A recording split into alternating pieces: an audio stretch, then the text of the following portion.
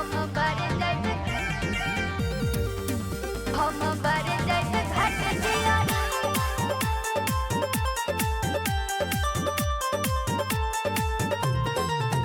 हम बारे जाइब घाट दियारी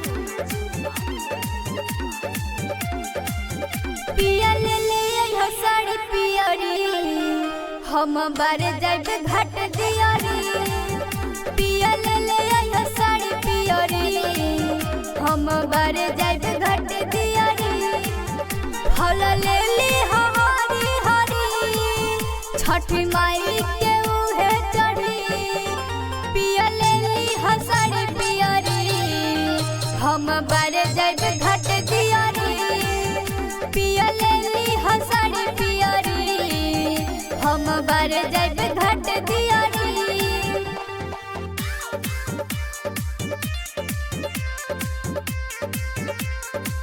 हम बारे जाइब घाट दियारी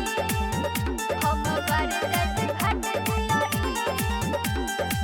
नींबुआ नारियल ले ली साथे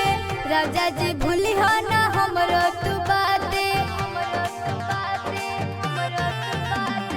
जोड़े कल सुबह जोड़े नारियलवा ले ली हम पिया हरी हरियरवा सुन भूली हो ना हमरो बात जाए के बाटे अस छठी घाट पिया ले आइहो साड़ी पियरी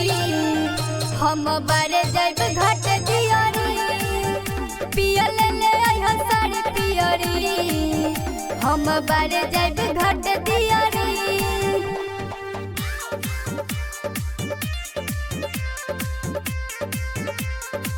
हम बारे जाइब घाट दियारी हम बारे जाइब घाट दियारी